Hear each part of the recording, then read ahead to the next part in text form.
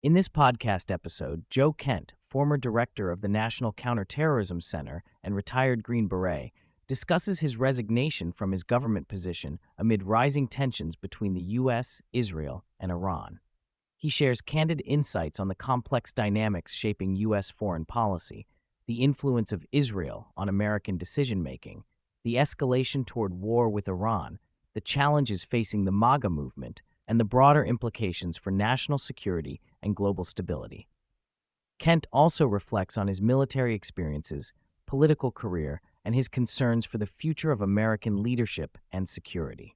Joe Kent opens up about his decision to resign after a year of frustration with the inability to effectively prevent the U.S. from becoming entangled in another war, particularly with Iran. He felt powerless within the government as key decisions were being compartmentalized and heavily influenced by external forces, particularly the Israeli government. His resignation was driven by a moral imperative not to be complicit once American coffins began returning from overseas. He emphasizes that he resigned publicly as a last resort after futile efforts to influence policy from inside, specifically criticizing the administration's rush toward military conflict without considering alternative viewpoints. Kent highlights the undue influence Israel exerts over U.S. foreign policy related to Iran. He references public statements by Senator Lindsey Graham and Marco Rubio, as well as intelligence shared by Israeli Prime Minister Netanyahu, that have shaped U.S. decisions under the guise of preventing imminent Iranian aggression. Kent argues that the administration's justification for attacks on Iran was driven primarily by Israeli interests rather than a direct U.S. threat, asserting that Israel convinced U.S. officials to strike preemptively. He discloses frustration that despite the billions the U.S. spends on these conflicts, including funding Israel's military operations and defense systems like Iron Dome, Israel maintains offensive autonomy, pulling the U.S. deeper into war. He expresses grave concern about proposals to deploy U.S. ground troops into Iran, such as the ill-advised idea to seize Karg Island, which he warns would create a vulnerable fishbowl situation for American forces. Kent insists the U.S. carries the lion's share of human and financial costs for conflicts primarily orchestrated by Israeli strategic goals. He dissects the disconnect between U.S. vague military objectives, such as degrading Iran's missile and nuclear capacities, and Israel's explicit goal of regime change, which risks dragging the U.S. into a prolonged, unwinnable conflict. His analysis stresses the imperative of restraining Israeli military actions to prevent further escalation. Kent assesses President Trump's announcement of ongoing talks with Iran skeptically. He contrasts Trump's claim of productive negotiations with Iran's official denials and accusations of psychological warfare, emphasizing the deep mistrust Iran now harbors due to targeted killings of its leaders and perceived U.S. bad faith. Kent warns that without credible U.S. commitment and Israeli restraint, diplomatic windows will close, increasing the risk of further military escalation. He also touches on the broader geopolitical ramifications, including how China and Russia stand to benefit from American distractions in the Middle East. The discussion delves into the problematic flow of intelligence, particularly regarding claims that Iran was pursuing nuclear weapons. Kent confirms that none of the U.S.'s 18 intelligence agencies assessed Iran as actively weaponizing nuclear material. Instead, Israeli sources pushed unvetted talking points directly to senior decision-makers, circumventing traditional intelligence vetting processes. This manipulation contributed to a misleading narrative in Washington, which escalated tensions unnecessarily. Kent criticizes this breach of proper intelligence protocols as detrimental to sound policymaking. Kent provides a nuanced view of Iran's military conduct, noting that after the killing of Qasem Soleimani, Iran showed measured restraint in retaliations, avoiding excessive escalation. He reiterates his long-standing belief that if Iranian proxies attack U.S. forces, the military response should be measured and targeted, but cautions against initiating a full-scale regime change operation that only strengthens hardliners and prolongs conflict. He underscores the strategic error of conflating uranium enrichment with nuclear weapons development, a false equivalency pushed by Israeli interests that heightened tensions prematurely. The conversation addresses the complexity of Iran's use of proxy militias throughout the region and the challenges in responding to them. Kent stresses that while proxies have attacked U.S. forces in Iraq and Syria, the motivation for American presence should not be solely punitive. He critiques the abandonment of Kurdish allies and the inconsistent U.S. policy posture in the Middle East, which have contributed to instability. Kent insists a clear-eyed, strategic approach focused on containment and diplomacy rather than endless kinetic strikes is needed. Central to Kent's analysis is the misalignment between American and Israeli strategic goals in the Middle East. He elaborates how the U.S. tends to pursue more limited objectives aimed at degrading Iran's military capabilities, while Israel's objective is wholesale regime change, regardless of regional chaos that may ensue.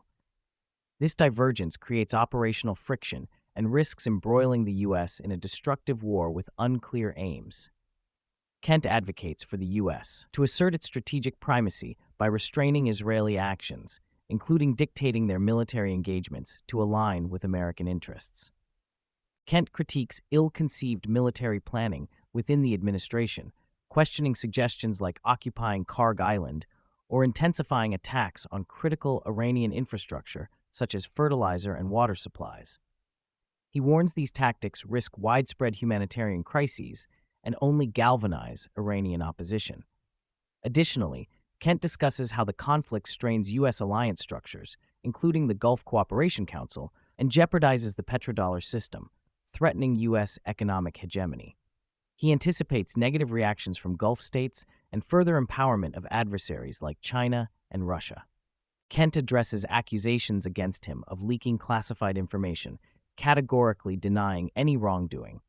He describes these charges as media narratives designed to discredit his public dissent and divert attention from substantive issues. He explains that his security clearance remained intact until his resignation and no formal investigation had been communicated to him. Kent also discusses how former President Trump has publicly mocked him, but emphasizes his commitment to speaking truth regardless of personal political fallout. Kent reveals frustrations with the incomplete investigation into an assassination attempt on former President Trump at Mar-a-Lago, linking it to Iranian recruitment and suggesting possible intelligence lapses. He notes the puzzling lack of thorough follow-up on potential foreign connections related to the shooter, as well as other security breaches involving Trump. Kent cautions that these issues reflect broader intelligence and counterterrorism challenges and underscores the importance of investigating foreign influence and threats comprehensively. Turning to domestic politics, Kent discusses how the ongoing Middle East crisis fractures the MAGA coalition that was instrumental in Trump's 2024 election victory. He highlights growing disenchantment among grassroots voters over perceived betrayals on key campaign promises, including no new wars. Kent is skeptical of mainstream media polls that suggest broad MAGA support for war, stating many activists feel alienated and are reluctant to remain politically engaged. He foresees significant political ramifications in the upcoming midterms and 2028 elections unless course corrections occur. Kent draws historical parallels with the Iraq and Syria wars, tracing how Israel's lobbying contributed to the U.S. invasion of Iraq under false pretenses of weapons of mass destruction. He explains how subsequent U.S. military failures empowered Iranian proxies, creating a Shia land corridor from Tehran to Damascus, Israel's strategic nightmare. He critiques U.S. support for various rebel factions in Syria, including ties to extremist groups, which exacerbated regional instability.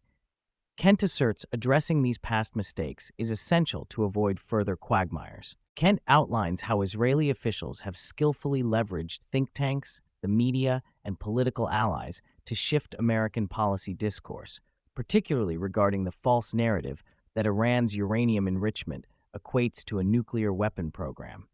He laments the lack of critical thinking within the administration, where alternative intelligence and diplomatic options were crowded out by hawkish propaganda repeated across Fox News and other outlets. Kent warns this echo chamber contributed to reckless policy decisions. Discussing Homeland security challenges, Kent confirms that thousands of suspected terrorists have been identified within U.S. borders. many potentially inspired rather than directed by Iranian or other foreign actors. He stresses that the open border policies of recent years contribute to this security risk, making it harder for authorities to vet entrants effectively. Kent also warns of lone actor attacks inspired via social media, which are more difficult to detect than traditional terrorist cells, calling for stronger border security and concentrated counterterrorism efforts. Kent critiques the pervasive influence of pro-Israel lobbying groups like AIPAC and the significant campaign contributions from wealthy donors who steer American policy to align with Israeli interests. He expresses concern about the alignment between evangelical Christian support for Israel and political fundraising streams that distort U.S. foreign policy priorities.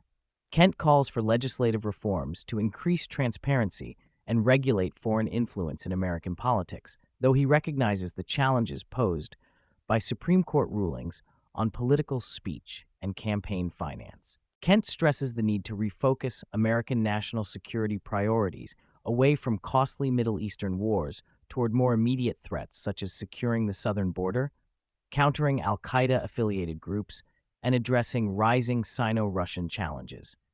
He warns that the current focus on Iran, largely driven by external actors and misinformed administration policies, distracts from these urgent dangers and allows adversaries to capitalize on American overstretch. Toward the end of the episode, Kent shares reflections on his extensive special operations background, describing his preferred combat gear during secret missions, including favored firearms like Glock pistols and various long guns. He comments on the evolving battlefield with the rise of drones and electronic warfare, emphasizing the need to adapt rapidly to technological advancements. Kent also touches on the potential reintroduction of a military draft during large-scale conflicts, discussing the implications of shifting from an all-volunteer force and the civic awareness such a system enforces. Kent offers advice to young people contemplating military service in an increasingly complex global environment. He urges careful consideration of the justifications behind wars before committing to serve and encourages political engagement through contacting elected officials to influence policy. He underscores the importance of focusing on the welfare of fellow service members once enlisted. Looking ahead, Kent expresses a desire to continue contributing to national security in advisory or policymaking roles rather than pursuing further elected office, citing frustrations with political fundraising and congressional dysfunction.